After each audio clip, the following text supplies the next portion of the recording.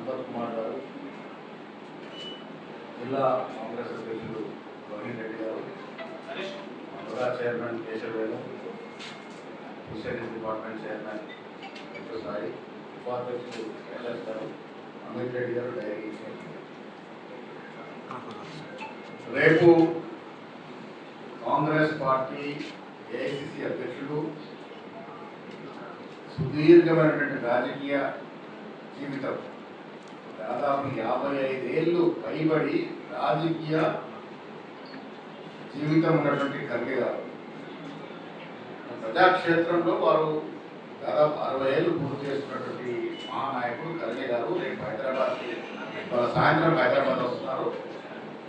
రేపు ఉదయం political affairs committee Gandhi భవన్లో పొలిటికల్ అఫైర్స్ కమిటీ సమావేశం అవుతారు. ఆ తర్వాత ఉపాధ్యక్షులు, ప్రధాన కార్యదర్శులు, ఫ్రంటల్ డిపార్ట్మెంట్ చైర్మన్స్ సమావేశం అవుతారు. సాయంత్రం 3 గంటలకి లాల్బో స్టేడియంలో జరిగే ఒక వినూత్నమైన కార్యక్రమం ఏఐసిసి అధ్యక్షులు నేరుగా గ్రామ కాంగ్రెస్ కమిటీ అధ్యక్షులను ఉద్దేశించి సంపాదిస్తారు.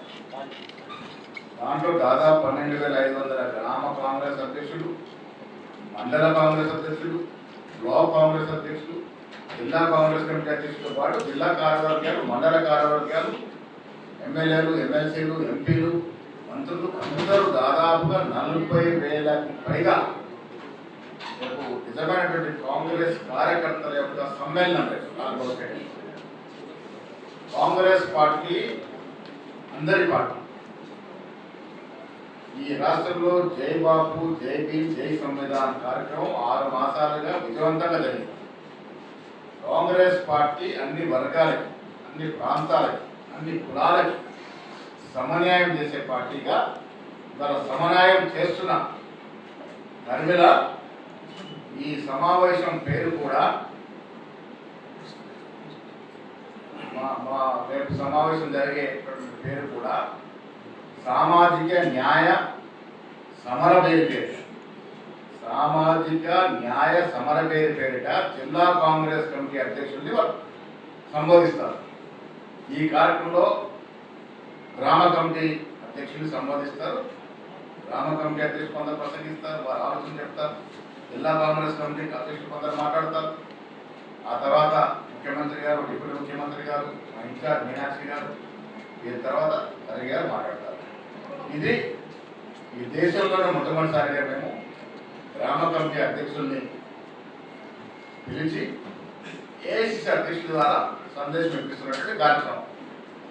వారితో పాటు అన్ని లెవెల్ నుండి కార్యకర్తలు దాదాపు 40,000 మంది రేపు హైదరాబాద్లో ఈ సమావేశంలో పాల్గొంటారు. ఈ కార్యక్రమాన్ని విజయవంతం చేసే దిశలో మా ఇన్ఛార్జ్ మంత్రులంతా కూడా ఇవాళ వారి జిల్లాలో పర్యవేక్షిస్తూ ఉన్నారు. మా జిల్లా కాంగ్రెస్ కమిటీ అధ్యక్షులు, ఎమ్మెల్యేలు, కాంగ్రెస్ అందరూ కూడా పర్యవేక్షిస్తూ ఉన్నారు.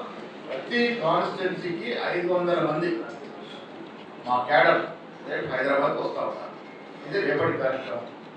ఇంకా విచిత్రం ఏంటంటే కవిత గారు లేఖలు సంధిస్తున్నట్టు నేను పేపర్లో చూస్తూ ఉన్నాను. లేఖ రాశారు. టిఆర్ఎస్ నాయకురాలుగా రాశారా, అభివృద్ధి నాయకులుగా రాశారా, స్పష్టత లేదు. రెండవది, కవిత గారు బీసీల గురించి ఖర్గే గారికి లెటర్ రాయడం అంటే నపి పోదురు కాక నాకేమి సిగ్గు అన్న చంద్రంగా ఉంది. 10 ఏళ్ళు అధికారులు ఉన్నారు.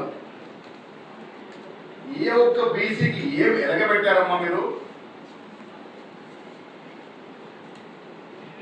స్థానిక సంస్థల్లో ఉన్నటువంటి రిజర్వేషన్ 21% తగ్గించింది మీరు, మీ నాయన కాదా?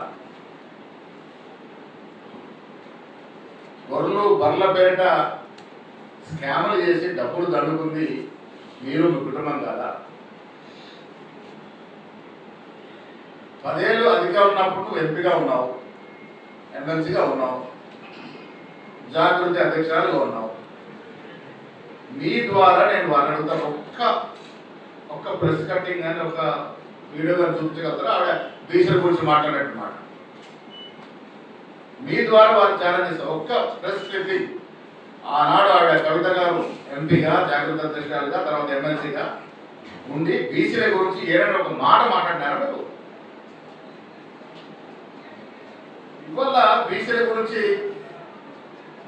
రాజకీయ శూన్యంలో ఉన్నటువంటి కవిత గారు వారి మనుగడ కోసము, వారి అన్నతో ఉన్న ఆస్తి తగాదా నుంచి బయటపడేందుకు, ఆస్తి పంపకాలు వాటా తెగక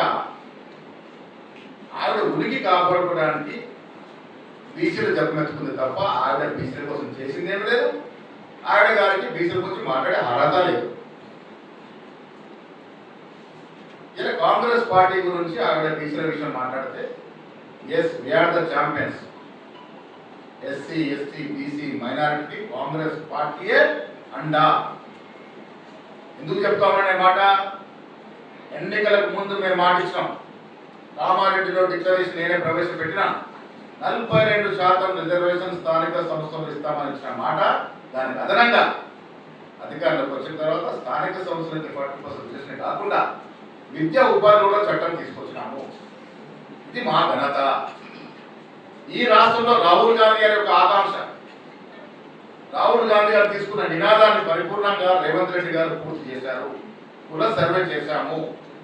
56% బీసీలు ఇక్కడ ఉన్నారని అఫీషియల్ డాక్యుమెంట్ ఇచ్చి ఆ డాక్యుమెంట్ కేంద్రానికి పంపించినాం. ఇది మా చిత్తశుద్ధి.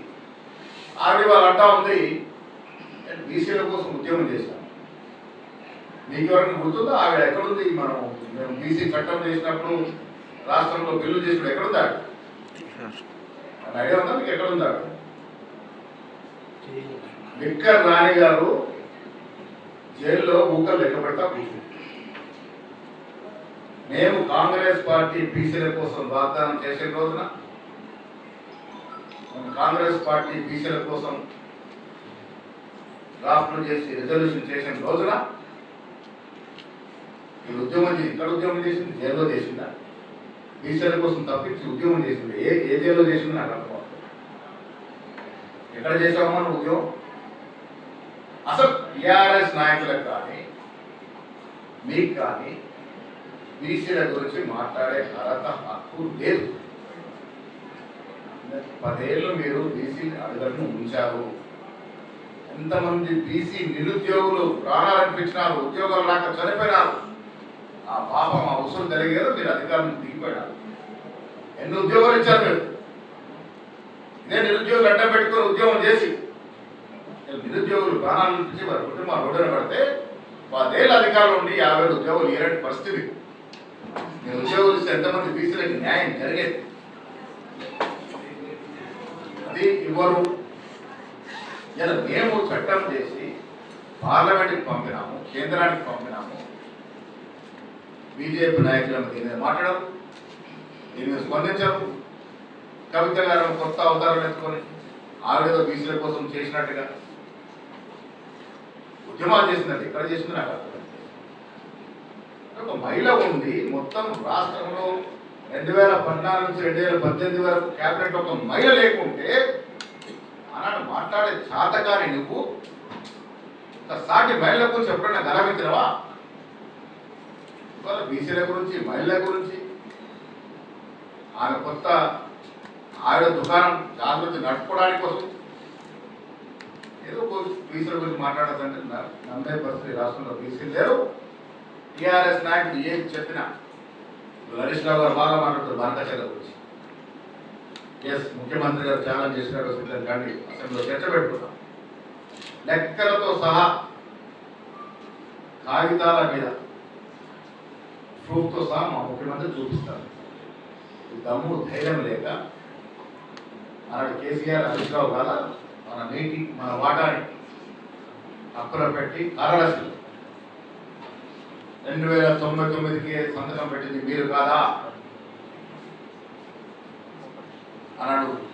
చంద్రబాబు ముఖ్యమంత్రి ఉంటే చట్టా పట్టాలు వేసుకొని పాత దోస్తాన్ని నెమరేసుకొని ఆంధ్రాకి ఇవ్వాల్సిన హక్కులు ఇస్తామని మాటలు మాట్లాడింది కేసీఆర్ కదా. తెలంగాణ ముఖ్యమంత్రిగా ఉండి ఆంధ్రాని సశ్యామం చేస్తామని జగన్మోహన్ రెడ్డి గారు ముఖ్యమంత్రి ఉన్నప్పుడు రోజా ఇంటిని చేపల పులుసు రాయలసీమ రత్నాలసీమ చేస్తామని చెప్పింది మీరు కదా. పక్క రాష్ట్రాలు బాగుపడే తప్పులేదు, కానీ మన రాష్ట్ర వాటాకు దెబ్బతినకుండా చూడాల్సిన బాధ్యతలో ముఖ్యమంత్రి పదవిలో ఉండి మీరు మనకి రావాల్సిన నీటి వాటర్ విషయంలో మీరు కాంప్రమైజ్ అయ్యారు కాబట్టే మనకు నష్టం జరిగింది. కాంగ్రెస్ పార్టీ అధికారంలోకి వచ్చిన తర్వాత బనక చదువు విషయంలో పలుమార్లు ఉత్తరాలు రాసినట్టు ఘనత ఉత్తమ్ కుమార్ రెడ్డిది. ముఖ్యమంత్రిగా రేవంత్ రెడ్డి గారు ఏ ఒక్క నీటి బొట్టు కూడా వదలమని పట్టుదలతో కేంద్రం మీద ఒత్తిడి తెస్తేనే పనులు ఆగినాయి. ఇది తెలిసి కూడా అబద్ధాలు మాట్లాడి ప్రజలు ఏదో మాయ చేసే ప్రయత్నం అధికారులు చేస్తూ ఉన్నారు. ప్రజలు అర్థం చేసుకోవాల్సిన విజ్ఞప్తి చేస్తూ బీసీల విషయంలో, ఎస్సీల విషయంలో, ఎస్టీల విషయంలో, మైనార్టీల విషయంలో కాంగ్రెస్ పార్టీకి ఉన్న చిత్తశుద్ధి ఏ ఇతర పార్టీకి లేదు. బీజేపీ రాష్ట్ర అధ్యక్షుడిగా రామచంద్ర గారు నియమించారు. ఎంతమంది బీసీలు ఓడించినట్టు సమర్థవంతమైన బీసీ నాయకులు లేరా? ఇంత పెద్ద రాష్ట్రంలో 56% బీసీలు ఉన్నారని నిరూపణటువంటి ఈ రాష్ట్రంలో మీరు బీసీ అధ్యక్ష పదవి చేయలేనటువంటి మీ నాయకులతో ముఖ్యమంత్రి గురించి మాట్లాడతాను. ఎవరు నమ్మే పరిస్థితి లేదు. జనం రేపు ఏం చేస్తారో చెప్తే నమ్మాలి. ఇవాళ చేసి చూపించినోడే మనగాడు. ఇలా మేము డిప్యూటీ స్పీకర్ దళితులకు ఇచ్చాం, డిప్యూటీ సీఎం స్పీకర్ పదవి దళితులకు ఇచ్చాం, పిసిసి పదవి బీసీకి ఇచ్చాం, 5కి అవకాశాలు ఇచ్చాం, ఎస్సీలో 3 బీసీలో ఇచ్చాం, ట్రైబ్స్లో ఇచ్చాం, మైనార్టీకి ఇవ్వబోతా ఉన్నాం. అది పూర్ణమైనటువంటి సామాజిక న్యాయం, సోషల్ ఇంజనీరింగ్ కాంగ్రెస్ పార్టీ వల్లే సాధ్యమవుతుంది. అఖిల భారత అధ్యక్షులు ఎవరు? మన నాయకత్వం వహిస్తుంది ఎవరు?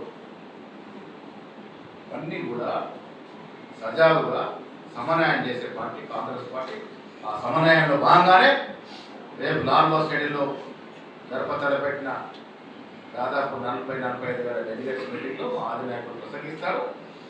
ఈ దేశంలో కాంగ్రెస్ పార్టీ సమన్వయం ఎలా చేస్తుందో, ఏ రకంగా మేము ముందుకు తీసుకెళ్తా ఉన్నాం, రేపు సమావేశంలో అన్ని విషయాలతో మాట్లాడుతున్నాం. Thank you.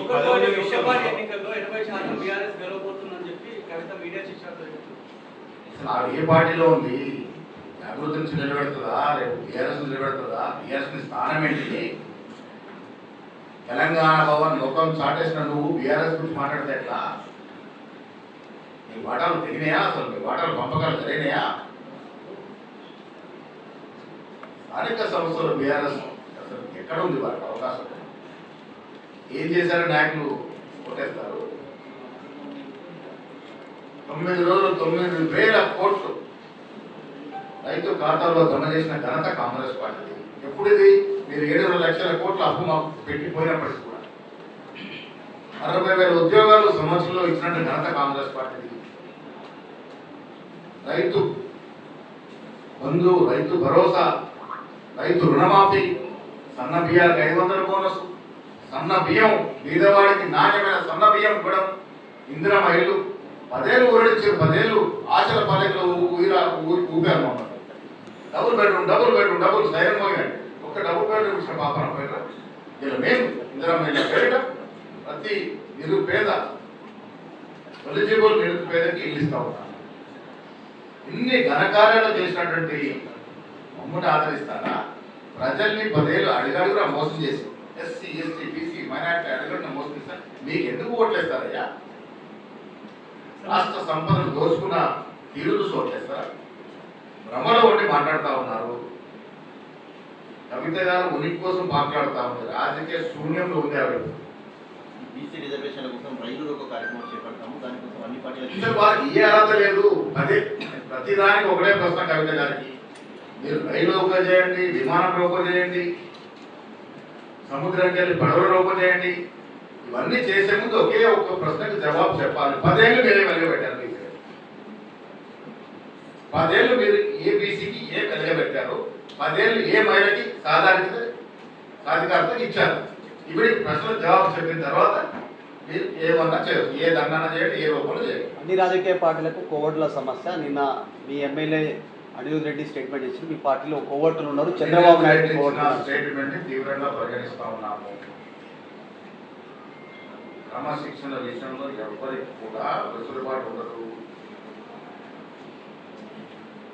మీ పార్టీలో కోవర్ట్ ఉంటే ఉండొచ్చు, ఆధారాలు ఉండాలి కదా మాట్లాడేది.